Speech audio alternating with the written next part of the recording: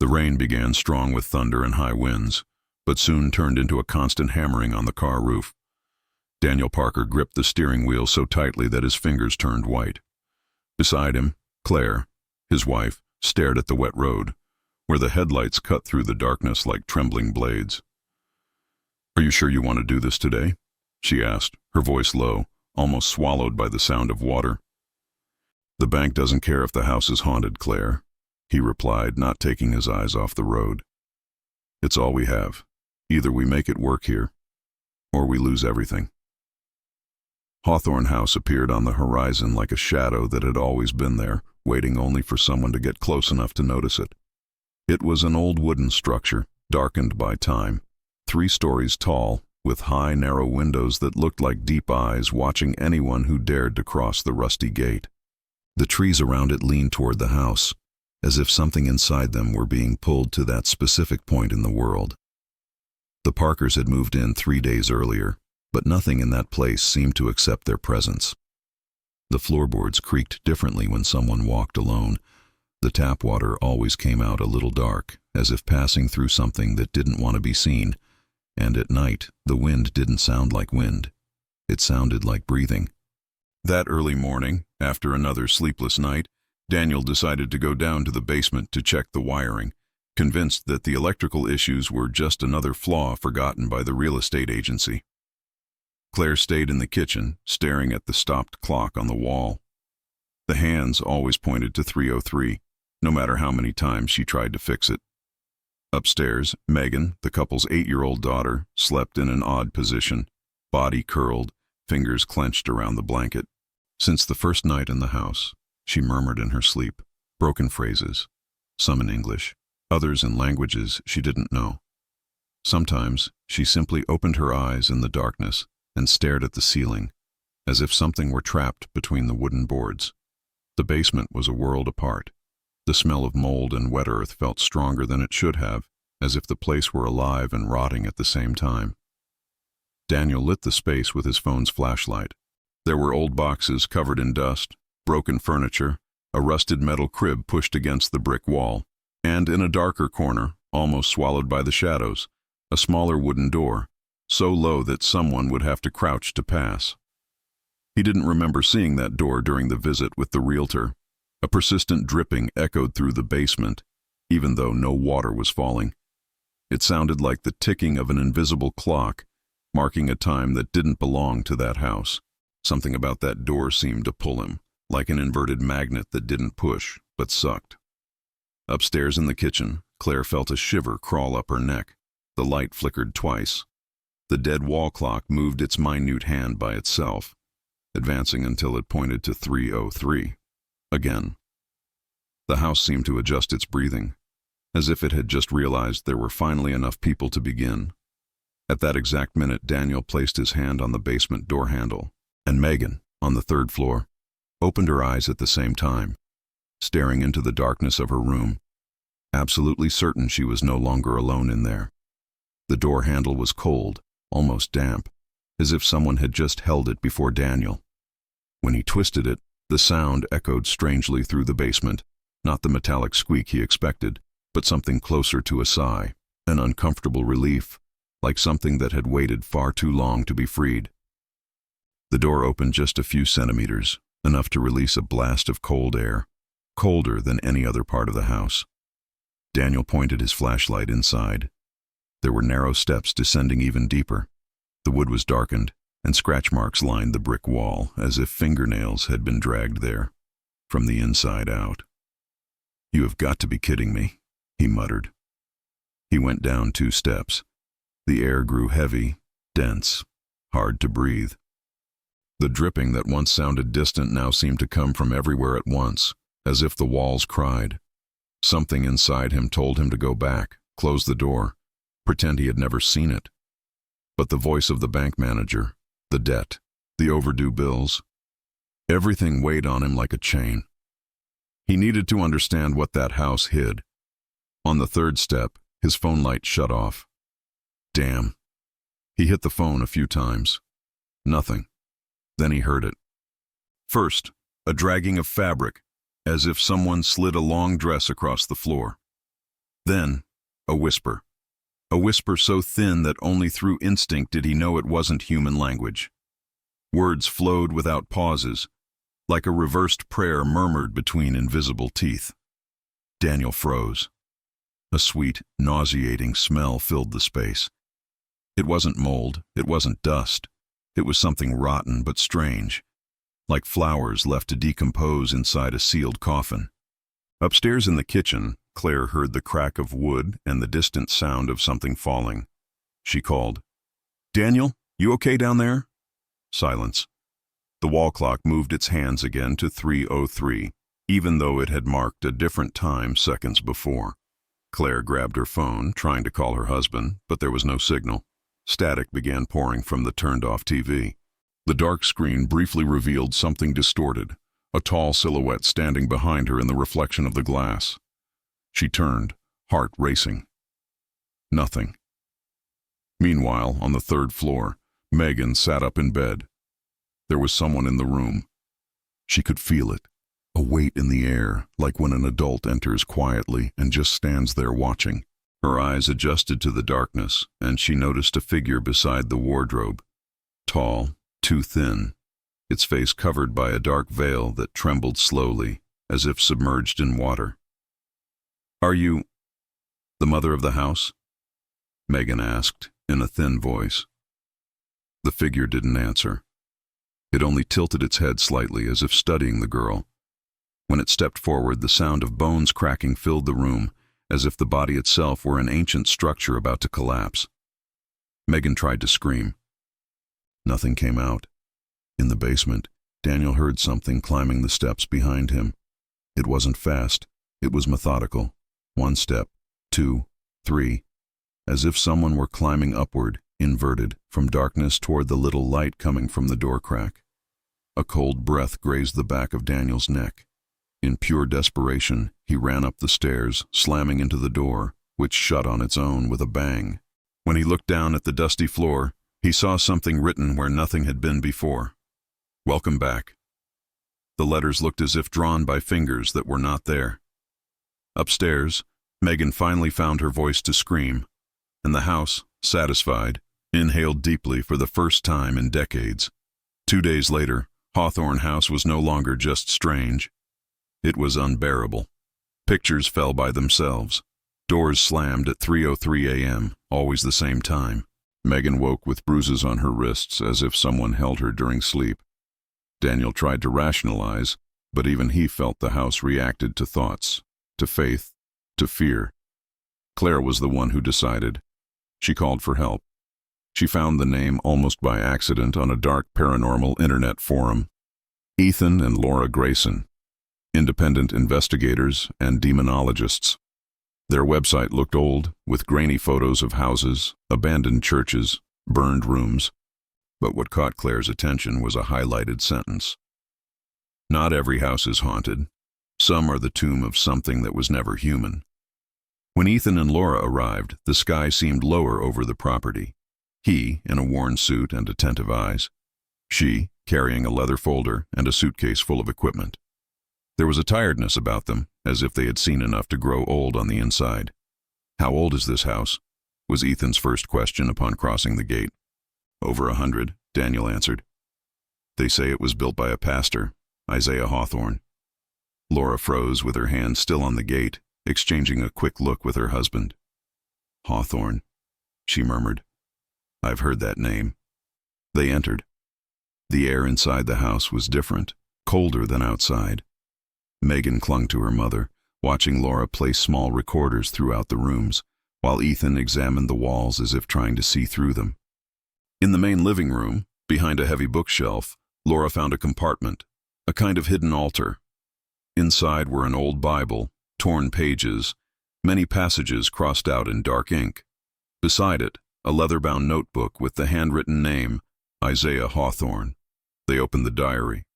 The first pages spoke of faith, sermons, families saved from sin. But as they continued, the handwriting became nervous, slanted, trembling. Words like infestation, presence, tested by God appeared frequently.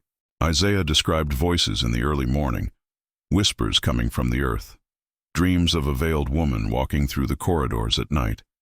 Then, further ahead, she presented herself, not as a soul, not as the condemned, but as something older than guilt. A name with no vowels, impossible to pronounce without pain, was whispered into my ear while I slept. She said this house is hers, that my faith is a challenge, that if I expel her, she will take everything I love with me. In the last pages, the sentences lost structure. Drawings of eyes, bones, strange symbols mixed with broken prayers. The final entry was nearly illegible, but Laura managed to decipher a few words. Ritual, sacrifice, not human. When the church bells ring 3 times and the clock strikes 3:03, the house will choose. If no soul is offered, she will take them all. Silence fell heavily in the room. This is not a simple haunting, Ethan said finally. This is an entity tied to the house. She's not visiting. She was summoned, and someone tried to bargain with her. And succeeded? Claire asked, her voice trembling. Laura looked around. Crooked pictures, the frozen clock, shadows stretching toward them. For a while, she answered, but every bargain has a deadline, and when it's over, she collects with interest. Megan, silent until then, spoke softly, almost as if repeating something she had heard. She said we shouldn't have come back. Back? Daniel looked at her. Meg, what do you mean? The girl stared at the stairs leading to the 3rd floor. She said this house always belonged to her. The Hawthorne family just opened the door, and now there are too many people inside.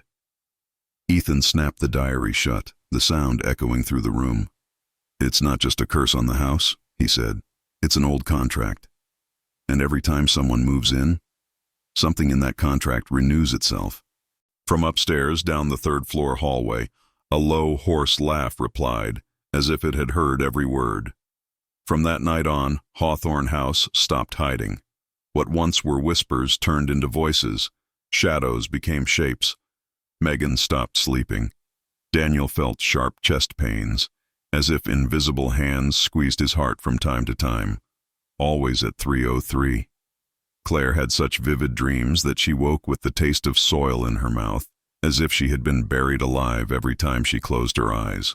Ethan and Laura installed cameras in the 3rd floor hallway, in the basement, and in the main living room. Recorders constantly captured sounds, cries, laughter, whispered prayers, and behind everything, a deep, continuous murmur, like snoring coming from the foundation of the house. On the first night of recording, something happened at exactly 3:03. The camera in the 3rd floor hallway shook for a few seconds. The walls seemed to close in, distorting space.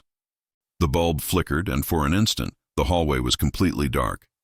When the light returned, there was a figure standing at the end of the corridor, tall, thin, with a dark veil covering its face. On its chest hung something white, like a necklace of tiny bones. It didn't walk. It just stood there, motionless, more solid than any shadow. The next morning, when Ethan reviewed the footage, he felt sick. Zooming into the necklace, he realized they were not animal bones. They looked like fingers. Children's fingers. Meanwhile, Megan's mind began to break. She started talking to herself at odd hours. Sometimes she repeated lines from the diary she had never read. Other times she imitated different voices, a woman crying, a man screaming, a baby laughing between sobs. One night, Claire entered the girl's room and found her sitting on the floor, drawing on the wall with a piece of charcoal. That charcoal didn't exist anywhere in the house. The drawing was a bird's-eye view of the house, like a map, and inside each room there was a small black circle. "What's this, Meg?" Claire asked, trying to remain calm. "People," Megan said without turning her head. "The ones she already kept. Only one more is missing." "One more?" Megan stopped drawing, looked at her mother with an expression that no longer seemed childish. "She said that if you try to take her away, she won't stay with just the house." Daniel began to lose time. Minutes, sometimes hours, disappeared from memory. He found himself in places in the house without knowing how he got there. He would end up in the basement in front of the hidden stair door, holding a kitchen knife without knowing why. One night, Claire woke to the sound of breathing too close. When she opened her eyes, she found her husband standing beside the bed, motionless, his pupils so dilated the brown had vanished. "Daniel?" she whispered. He didn't answer. He stood there staring at her while a dark tear slid from one eye. When she turned on the light, he blinked as if waking from a trance, confused. "What am I doing here?" Ethan and Laura, exhausted, decided they could no longer wait.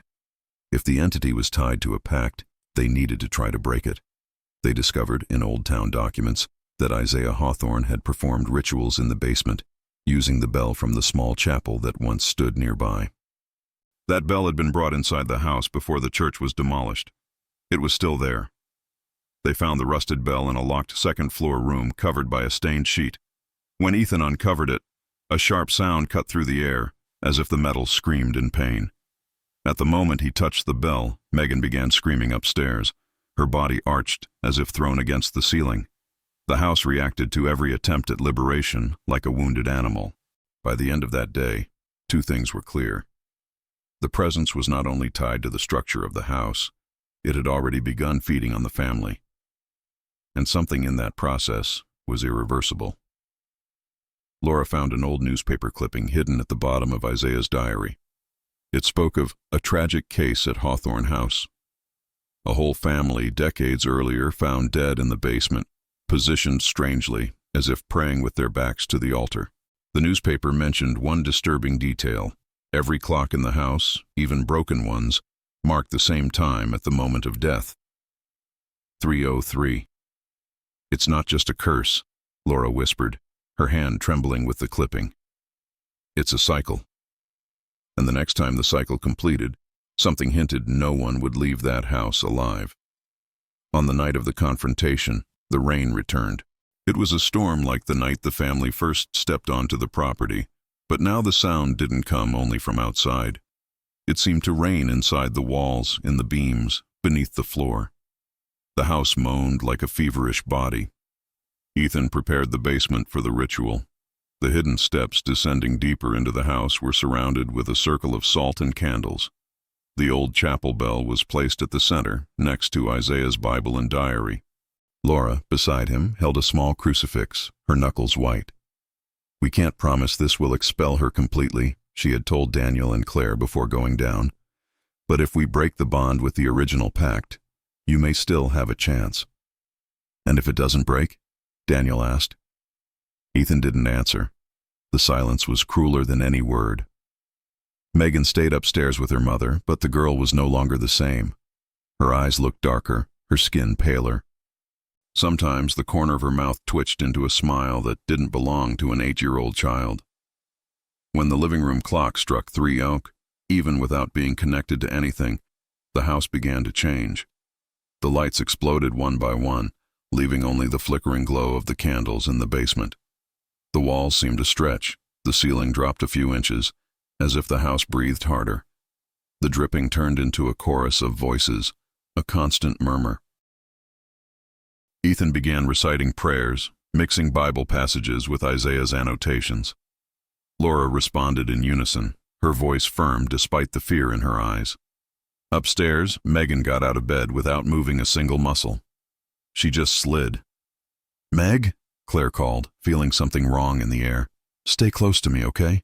The girl turned her head slowly, as if her neck were too heavy. "She wants you to go downstairs," Megan said, in a voice deeper than her own. "She wants all of you together." Claire felt her knees weaken. "Who, honey?" Megan smiled. "The mistress of the house." In the basement, Ethan reached a section of the prayer where Isaiah's diary was full of erasures, torn words, censored sentences. The pastor had tried to hide something, perhaps fearing it would be used again. Ethan made a desperate decision: improvise. "We break the pact," he shouted, his voice echoing through the damp walls. "We claim this house in the name of—" Before he could finish, all the candles extinguished at once. Darkness. A metallic sound reverberated through the basement. The bell moved on its own, swinging slowly. The ringing wasn't clean, but a scraped noise, as if the metal were cracked inside. 1, 2, 3 rings. 303. The entire house seemed to vibrate. Something began to climb the hidden steps.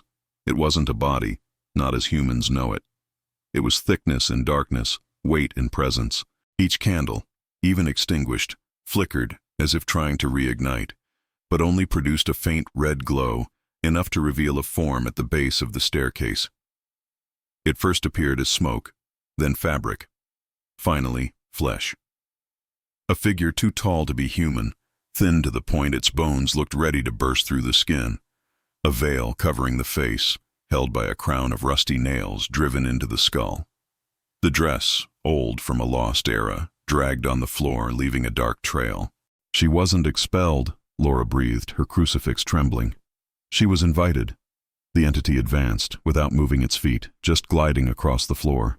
The candles around the salt circle began to burn upside down, flames descending toward the wick. The salt shifted on its own, creating a small opening in the circle. "Don't let it break," Ethan shouted, throwing himself forward to close the breach with his hand. When he touched the salt, his skin burned as if dipped in boiling oil. He screamed, pulling his hand back, his palm marked with symbols belonging to no known language. Upstairs, Claire heard the scream and grabbed Megan by the shoulders. "We're leaving now." "There is no exit," the girl replied, but it wasn't her voice. "You only leave Hawthorne House in 2 ways, dead or taking her with you." Claire tried dragging her daughter to the front door, but when she touched the handle, it felt like plunging her hand into a block of ice with invisible blades. She pulled back, bleeding between her fingers. The door didn't budge.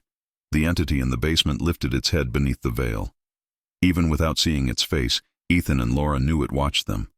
A whisper filled the basement from every direction. "Offer. 1. And the others. Go."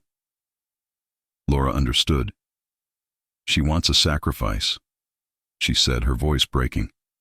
"Like the first time. Like Isaiah did." And for the first time in a long while, her faith faltered. The house chose for them. What happened in the following minutes was never fully retold. The recordings were destroyed, the tapes burned, the digital files corrupted with noise and distorted images. What remains is only what was left. Fragments, pieces, scars. In the basement, the entity advanced to the edge of the salt circle. The candles reignited at once, with flames so tall they licked the ceiling. The flames were dark at the center. Ethan placed himself between the figure and the exit, as if he could stop something that didn't obey rules of weight or space. "If you want someone, take me," he shouted, his voice cracking. "But leave this family alone." The whisper that answered was almost a laugh. "You do not belong to the house." The entity went through him like solid smoke. Ethan felt his chest explode in pain, as if all his bones were rearranged at once. He collapsed to his knees, vomiting blood.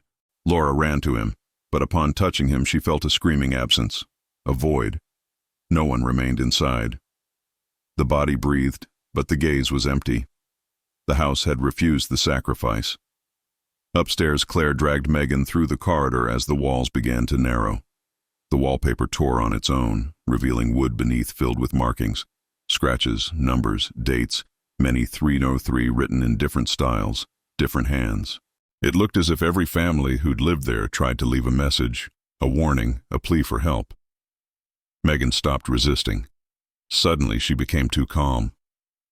"Mom," she called, her voice sounding like hers again. Claire turned, heart in her throat. "I'm scared," Megan whispered. "She's here." The hallway darkened, as if a solid shadow smothered all the lamps at once. Amid the darkness appeared the silhouette of the veiled woman, now on the same level with them. Too close. As she approached, the veil shifted as if something breathed violently beneath it. Claire held her daughter tight. "You're not taking her," she whispered, her voice firm out of sheer stubbornness. "Take the house. Take me. Take whatever you want. But don't touch my daughter." For a moment, silence was complete. Then something unexpected happened. Megan began repeating strange words, in a language not hers. Not English, not the Latin of Laura's prayers. It was the same language Daniel had heard behind the basement door for the first time. But now, it came from inside the girl. The entity stopped. The air vibrated as if the entire house held its breath. In the basement, Laura heard the same voice echo through the ceiling, flowing through pipes, beams, nails. "What is she doing?" Laura murmured, kneeling beside Ethan's empty body. The entity in the hallway stretched a thin arm, its long fingers ending in translucent nails. It touched Megan's shoulder gently, as if examining something, as if recognizing something forgotten. Megan lifted her face, her eyes completely black. "She said I can stay," the girl translated calmly, "as long as someone stays in my place." Claire felt the ground disappear beneath her. No, Megan. That's not how.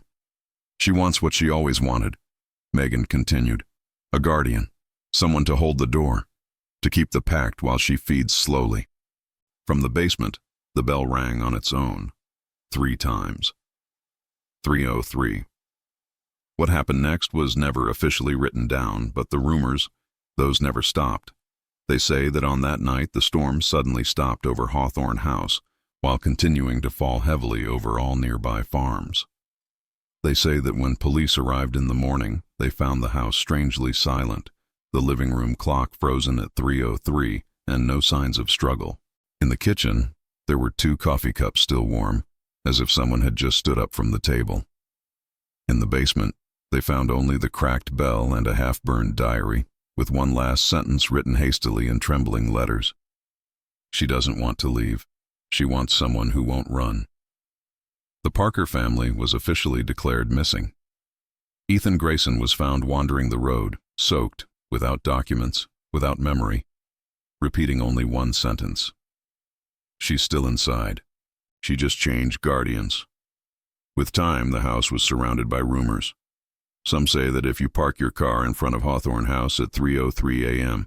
and turn off the headlights, you'll see a girl in the 3rd-floor window, staring out, a dark veil covering half her face. Others swear that on stormy nights, you can hear from the basement the sound of a rusted bell and a child's voice whispering in a language no one recognizes. The city government tried to condemn the property. No trespassing signs were placed, fences built. All fell or were ripped apart by invisible hands. Nothing stands long around Hawthorne House except the house itself. They say it waits. It demands. It calls for new curious ones, new debtors, new desperate souls. And whenever someone crosses the rusty gate thinking they are just entering a haunted house, the same phrase echoes from the walls. "Welcome back," because to her, no one is truly new inside, only replaceable.